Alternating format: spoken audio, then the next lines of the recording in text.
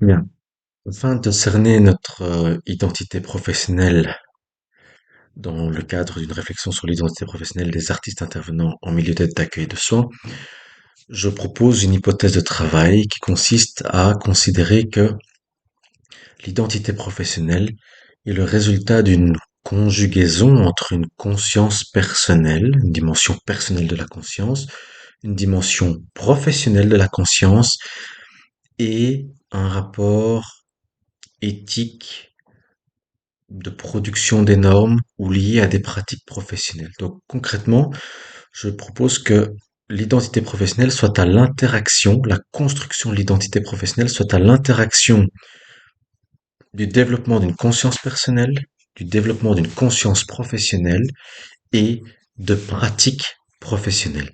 Et donc je propose assez simplement, assez modestement de préciser chacune de ces sphères, conscience personnelle, conscience professionnelle et pratique professionnelle, éthique et pratique professionnelle en réalité, pour que l'on puisse ensuite amorcer dans le cadre de notre cours une réflexion plus approfondie sur cette identité professionnelle en question à l'intérieur d'un exercice d'écriture que je détaillerai dans des consignes ensuite. Donc le propos consiste à dire ceci. On va un petit peu forcer le trait pour mieux analyser et on va envisager que la conscience personnelle, on va commencer par elle, la conscience personnelle est d'ordre subjectif, intersubjectif. Et donc, qu'est-ce qu'on peut retrouver dans une conscience personnelle? Le but n'est pas d'être exhaustif, mais de mieux cerner. On peut retrouver, par exemple, l'ordre des vécus, tout le vécu. On peut reconnaître une certaine expérience par rapport à une manière d'expérimenter l'existence. Ça reste du vécu. On peut retrouver de l'histoire de vie, on peut retrouver des valeurs derrière la conscience personnelle, on peut retrouver finalement une sorte de singularité humaine. La conscience personnelle, c'est une forme de singularité humaine. Il est à ce titre intéressant déjà de remarquer maintenant que les éléments de notre conscience personnelle sont des éléments fondateurs sur la base desquels on va pouvoir et devoir d'une certaine manière s'appuyer pour construire notre conscience professionnelle puisque la première partie de notre existence, nous avons d'abord grandi à l'intérieur d'une conscience, dans le rapport en tout cas à une conscience personnelle, interpersonnelle, avant d'avoir développé une conscience professionnelle.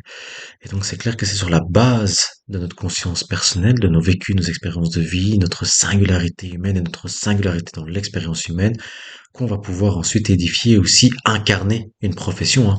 Rentrer dans la chair d'une profession, incarner une profession.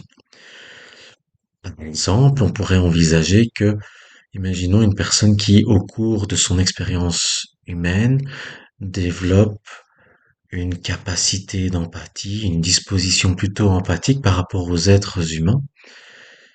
Eh bien, cette disposition empathique pourrait se traduire, alors très certainement pas telle quelle, hein, pas prise telle quelle, mais bien une traduction, se traduire, se contextualiser à travers une compétence professionnelle. Donc, on pourrait bien s'appuyer sur des expériences personnelles ayant développé l'empathie ou d'autres formes de compétences. Ça pourrait être une compétence d'anticipation, une compétence de décision, de prise de décision. Ça pourrait être une compétence de régulation émotionnelle. Ça pourrait être une compétence aussi d'avoir développé un regard averti sur les choses, donc non naïf, etc., qu'on va pouvoir traduire ensuite en compétences professionnelles, mais non pas telles quelles. Et donc, il est important de remarquer déjà à l'endroit de la conscience personnelle que même dans le cadre du développement professionnel, donc dans le cadre des formations en termes de développement professionnel, on remarque que parmi les formations proposées, vous avez des formations qui sont d'ordre professionnalisantes, donc c'est-à-dire où en fait on va avoir un professionnel qui, parce qu'il travaille avec tel type de public ou tel type de contexte, va vouloir développer des compétences propres, l'acquisition de techniques, d'outils, de méthodes propres à tel contexte, propres à tel public, hein. Comment accompagner les besoins spécifiques, par exemple, de personnes ayant un trouble du spectre autistique et non oralisante, par exemple. Comment est-ce qu'on va pouvoir développer un système de communication, etc., etc. Donc vraiment des formations d'ordre professionnalisantes. Et puis, vous avez aussi dans le cadre des formations professionnelles, des formations qui mettent l'accent sur le développement personnel. Et donc, on considère que dans le développement professionnel, la formation, le développement, donc des formations visant le développement personnel font partie de la formation professionnelle. Et donc, c'est intéressant parce que je rentre pas dans le détail ici, mais ça veut dire aussi que dans le champ des formations, on considère que vous avez des formations académiques ou des formations certificatives données par des personnes dont on reconnaît une expertise, etc., etc. Mais vous avez aussi un ensemble de formations qui sont qualifiées comme étant informelles. Un grand voyage que vous avez pu réaliser dans le cadre d'un rapport avec des ONG ou non, même à titre privé, indépendamment d'un rapport de bénévolat pour venir en aide à dans telle ou telle région du monde, par exemple.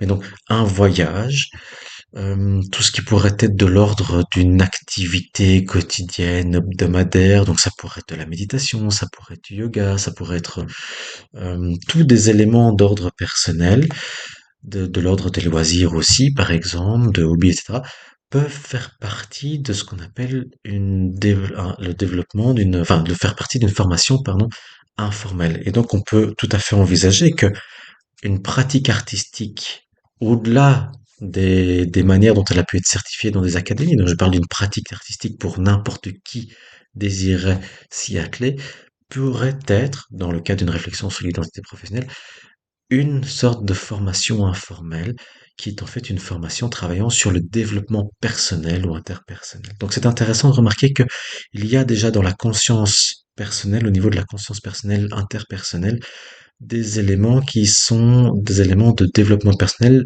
à la base de compétences professionnelles ou qui, même sans être à la base de compétences professionnelles, sont en elles-mêmes partie prenante de la profession.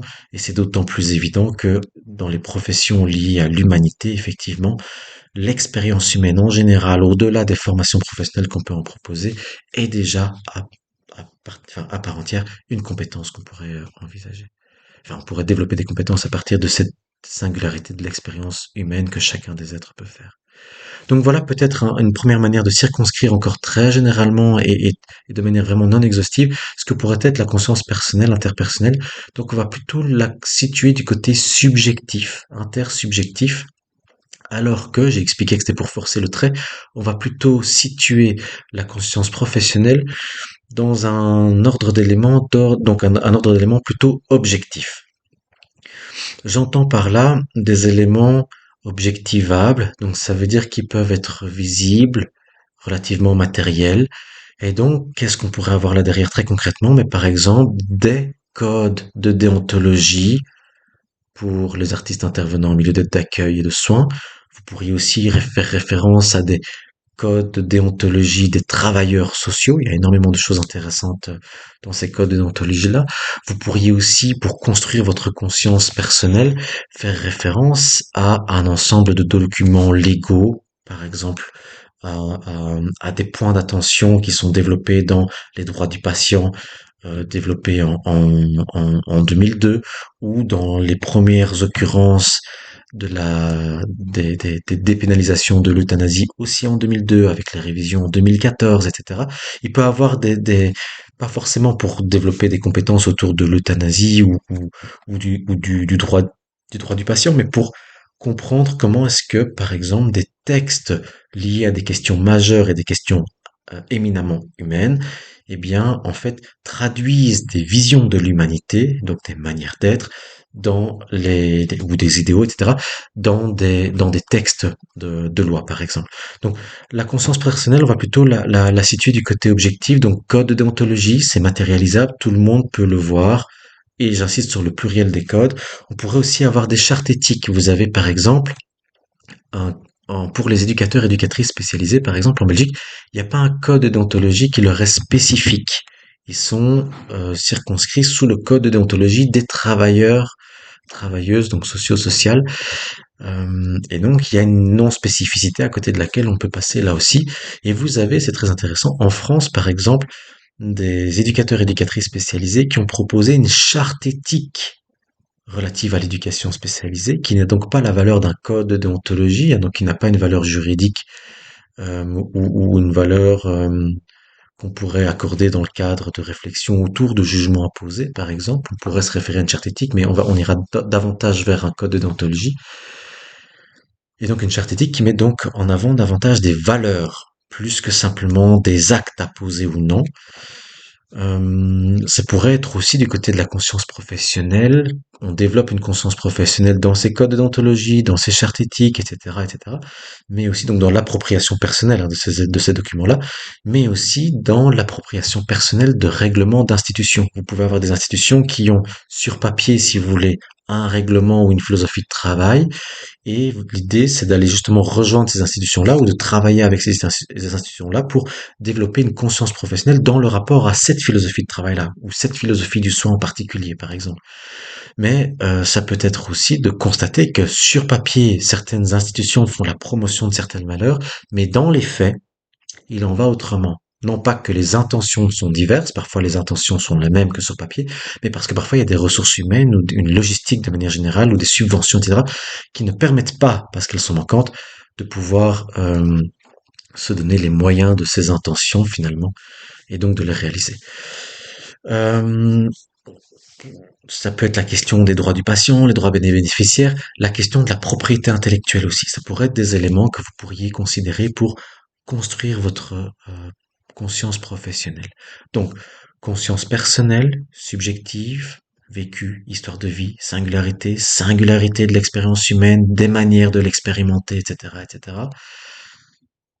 Et conscience professionnelle, plutôt objective, parce que relatif à des documents objectifs, matériels, pardon, tangibles, que chacune peut observer et s'approprier à sa manière. Donc l'idée, c'est pas de dire que la conscience personnelle est distincte, absolument distincte de la conscience professionnelle.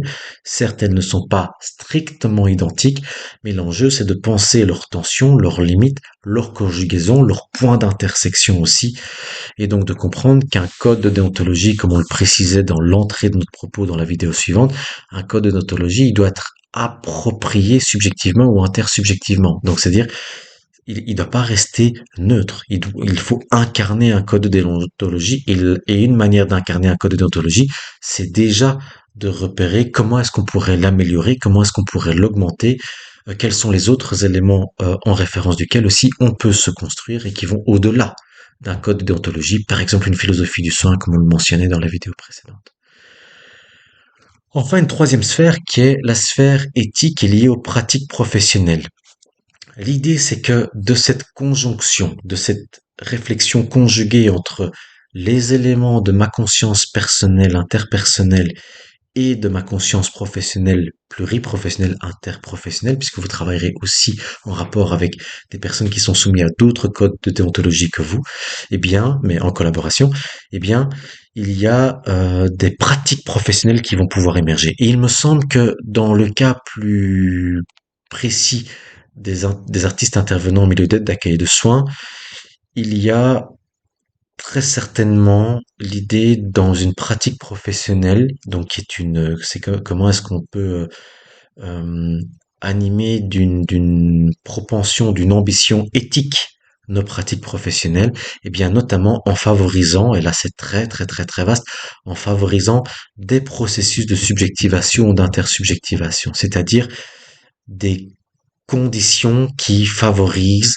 la réélaboration, la réappropriation, la réactualisation, le réinvestissement, la réexploration, etc., etc., d'une relation à soi, de relation à soi, de relation au soi. C'est vraiment une des propositions majeures, très généralement exprimées ici, que peuvent travailler les artistes intervenants. Les travailleurs sociaux peuvent travailler dans cette zone-là aussi. Euh, il y a aussi, à mon sens, une pratique professionnelle avec une ambition éthique forte qui marque les interventions artistiques, c'est finalement de dire qu'une intervention artistique est l'occasion pour des sujets, pour des êtres humains, d'explorer leur humanité et de faire une expérience spécifiquement artistique de l'humanité, comme s'il y avait une manière d'être humain artistique, comme s'il y avait une manière d'être artistiquement humaine, si vous voulez. Et l'idée, c'est pas simplement de le voir dans le rapport à la production, au produit fini, ni même dans le processus de création, c'est tout à fait valable pour ces deux éléments-là, mais c'est aussi de le voir dans le rapport à l'art en général, et donc ça peut être parfois aussi dans des rapports plutôt contemplatifs, ou dans des manières d'être, parce qu'il y a eu un certain champ d'expérience humain euh, exploré, investigué, expérimenté, que finalement l'intervention artistique peut être aussi l'occasion de jouer des processus de subjectivation. Donc de construire des intériorités, d'investiguer des intériorités, de partager des intériorités, de co-construire des intériorités dans des espaces publics. Hein. Quand vous avez des expositions qui jouent sur intime, estime par exemple, et qui traduisent l'intimité d'histoire de vie dans un espace public pour interpeller collectivement, voilà des pratiques professionnelles qui jouent des processus de subjectivation et qui jouent justement aussi une expérience spécifiquement, enfin, humaine et artistique et qui se donne à voir dans cette compréhension-là aussi. Euh, et donc je pense que la pratique professionnelle, ça c'est un propos que j'essaie de soutenir et j'en faisais mention dans la vidéo précédente aussi, en m'inspirant justement de la position de Dewey notamment, à savoir que finalement une intervention artistique, alors Dewey est plutôt sur l'expérience artistique, ici nous on va parler d'intervention artistique, donc vraiment dans le cadre d'intervention artistique en milieu d'aide, d'accueil et de soins. L'intervention artistique me semble proposer, c'est pas pour ça que c'est accepté, me semble proposer de pouvoir vivre, et il faut pas avoir peur des mots, ça se joue parfois dans des choses très simples, dans des éléments, des détails, de pouvoir vivre des modalités d'existence, des modalités d'expérience de notre humanité, qu'aucun autre type d'intervention ne peut proposer. Et je rappelle par rapport à cette dimension de la singularité que chaque intervention est propre, chaque relation avec les participants, les sujets est propre aussi, chaque expérience artistique proposée est propre, unique, singulière, et que chaque artiste intervenant est propre aussi. Donc que ces modalités d'existence, elles sont aussi fluctuantes que nous les expérimentons. Elles existent au fur et à mesure, leur existence émerge au fur et à mesure que nous les expérimentons. Et donc, assurément, le terme de modalité d'existence, modalité d'expérience humaine, etc., ne seront pas des termes convoqués par les sujets qu'on rencontrera, les personnes que nous rencontrerons dans dans les interventions artistiques, mais il me semble que c'est quand même quelque chose comme ça qui se joue. Même si ce sont d'autres termes qui peuvent être utilisés, parfois ça peut être des choses très simples, hein, ben je prends le temps pour moi.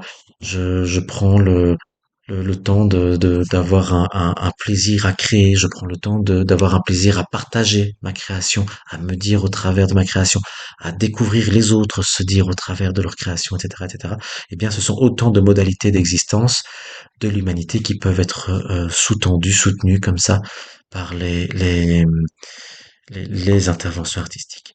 Et donc, il me semble que la construction de l'identité professionnelle se joue vraiment à l'intersection de ces trois sphères-là.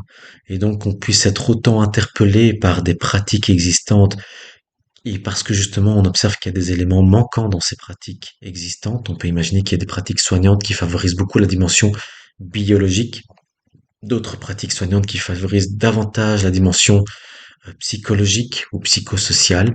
Et on pourrait même se dire que dans des approches qui favorisent la dimension bio-psychosociale, eh bien, il y a encore des aspects manquants qu'une intervention artistique pourra, sinon compléter, en tout cas suggérer, soutenir, euh, pourra favoriser ou sous-tendra l'émergence en tout cas. Donc, ça peut être ça aussi une réflexion éthique sur les pratiques professionnelles, c'est de se dire comment est-ce que une intervention artistique a en elle-même une sorte de plus-value par rapport à des propositions déjà existantes. Euh, je vais utiliser ce terme, mais il faut pas le péjorer, sur le marché des services de soins ou des propositions de développement de l'humanité de manière générale. Donc voilà, je pense qu'il y a un propos qui est très fort là ici et qu'il faut pouvoir mesurer dans l'art, dans les interventions artistiques et ne pas avoir peur des mots parce que ça se traduit chaque fois dans des choses très concrètes, très quotidiennes et qui même sous un aspect qui peut paraître assez banal en fait a une certaine teneur et une certaine profondeur. Donc voilà.